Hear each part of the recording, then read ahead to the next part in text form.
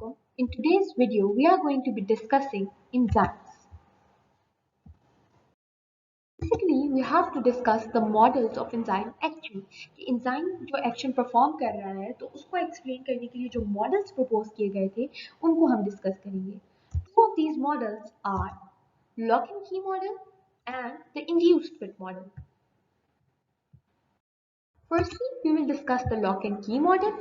Lock and key model was proposed by a German biologist Emil Fischer in 1894. Emil Fischer जो एक German biologist थे, उन्होंने 1894 में इसको propose किया था. According to this model, active site has a rigid and definite shape. Active site जो है इस model के हिसाब से एक rigid और definite structure है. Shape of the active site is complementary to the shape of substrate. जो shape of active site है वो exactly ऐसी है कि substrate उसके ऊपर fix हो जाए. The active site of an enzyme is specific for its substrate. Her enzyme की जो active site है उसके specific substrate के लिए particularly formed है. This model explains the specificity of enzymes and that each enzyme carries out only one particular reaction. ये model enzyme की specificity को एक्सप्लेन करता है ये कि हर एंजाइम जो है एक specific chemical reaction carry out करवा सकता है.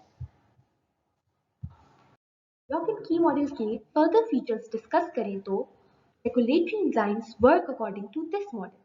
लॉक एंड की मॉडल के हिसाब से जो एंजाइम्स काम करते हैं उनको कहते हैं regulatory enzymes. The ability of enzyme to catalyze only one specific reaction is called as absolute specificity.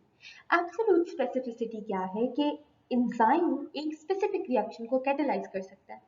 इस property को enzyme की कहते हैं absolute specificity. For example, urease जो enzymes absolute specificity को follow कर रहे हैं उसकी एक example में urease आ जाते हैं. यूरियस क्या करवा रहे हैं अमोनिया की फॉर्मेशन करवा रहे हैं और बाय प्रोडक्ट हमारे पास होगा कार्बन डाइऑक्साइड. कैसे अमोनिया फॉर्म होगा और उसके बाय प्रोडक्ट में कार्बन डाइऑक्साइड वाटर और यूरिया के रिएक्शन से. डायग्राम देख लेते हैं लॉक एंड की मॉडल की तो आपको मजीद चीजें क्लियर हो जाएंगी.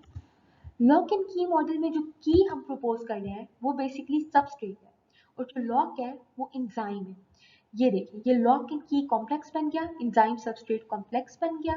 ये हमारे पास लॉक जो है ओपन कर दिया तो हमारे पास प्रोडक्ट रिलीज हो जाएगा. फिर ये नीचे है हमारे पास एंजाइम की आप एक्टिव साइट देख सकते हैं कि इंतहाई स्पेसिफिक स्ट्रक्चर है और जो सबस्ट्रेट है वो उसी एक्टिव साइट के कॉम्प्लीमेंट्री है.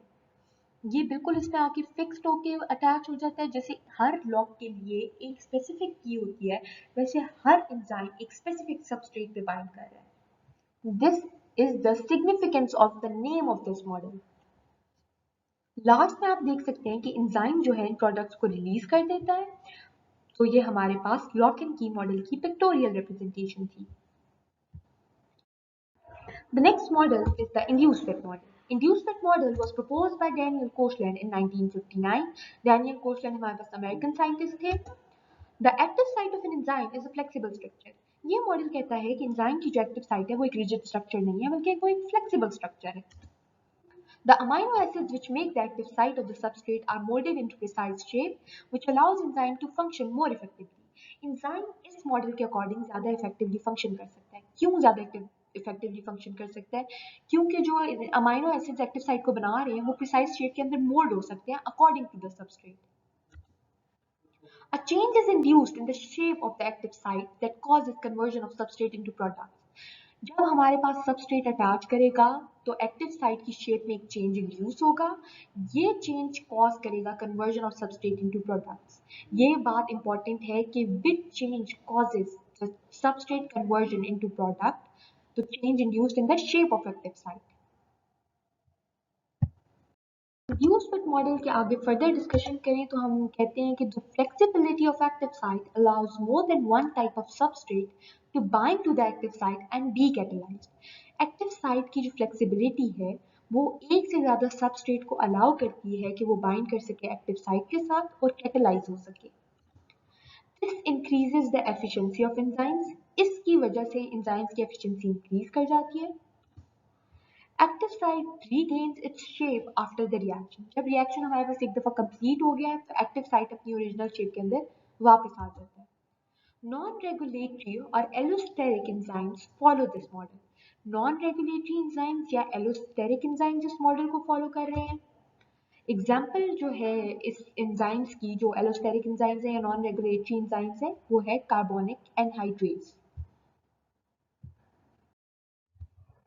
कार्बोनिक एनहाइड्रेज की बात कर रहे थे तो वो हमारे पास फॉर्मेशन ऑफ ऑक्सी हीमोग्लोबिन में यूज होता है. Hb4O2. Hb के साथ जब 4 O2 मॉलिक्यूल्स कंबाइन करते हैं तो ऑक्सी हीमोग्लोबिन बनता है. इसकी फॉर्मेशन में कौन सा एंजाइम इन्वॉल्व है? Carbonic anhydrase. It was also used in the formation of carbonic acid. Carbonic acid की फॉर्मेशन में यूज होता है. Carbonic acid breaks into bicarbonate ions in the presence of carbonic anhydrase. जो carbonic acid बना रहा है carbonic anhydrase, उसी को कार्बोनिक एनहाइड्रेस के पास ये एबिलिटी है कि उसको ब्रेक कर देता है. किसके अंदर? बाइकार्बोनेट आयंस के अंदर. ये इक्वेशन देखें, CO2 और H2O कंबाइन करेंगे, कार्बन डाइऑक्साइड और वाटर कंबाइन करके क्या बना रहे हैं? कार्बोनिक एनहाइड्रेस की प्रेजेंस में कार्बोनिक एसिड बना रहे हैं. फिर जो कार्बोनिक एसिड है वो इसी कार्बोनिक एनहाइड्रेस की प्रेजेंस में, जिसने इसको फॉर्म किया है, वो ब्रेक डाउन हो जाता है. जिसमें? बाइकार्बोनेट में और हाइड्रोजन आयन में. इसीलिए जो कार्बोनिक एनहाइड्रेस है वो हमारे पास मल्टीपल सबस्ट्रेट्स पे रिएक्ट कर सकता है. इसीलिए इसको हम कह रहे हैं कि ये नॉन रेगुलेटरी या एलोस्टेरिक एंजाइम है. Now we are going to see the induced Phipps models diagram. This is the active site of the enzyme. A substrate binds to it. The binding of substrate brings a conformational change. The conformational change causes the substrate to be changed into the product, and hence in the last step the products are released from the enzyme. Let's discuss the practice question. The statement of the practice question is, which model of enzyme action is more acceptable? Enzyme action का कौन सा model ज़्यादा acceptable है? Options are A. Lock and key model, B. Induced fit model, C. Both, D. None. Question की अगर बात करें practice question की, तो correct answer is B, induced fit model. Induced fit model ज्यादा एक्सेप्टेबल क्यों है? क्योंकि वो कहता है कि एक्टिव साइट जो है फ्लेक्सिबल है and can catalyse a number of reactions, और एंजाइम इस केस में एक नंबर ऑफ रिएक्शंस को कैटेलाइज कर सकता है. However, in the case of the lock and key model, enzyme एक स्पेसिफिक रिएक्शन को कैटेलाइज करेगा और एंजाइम की एक्टिव साइट एक रिजिड स्ट्रक्चर है. इस मॉडल के अकॉर्डिंग एंजाइम की जो एफिशिएंसी है वो इंक्रीज हो जाती है.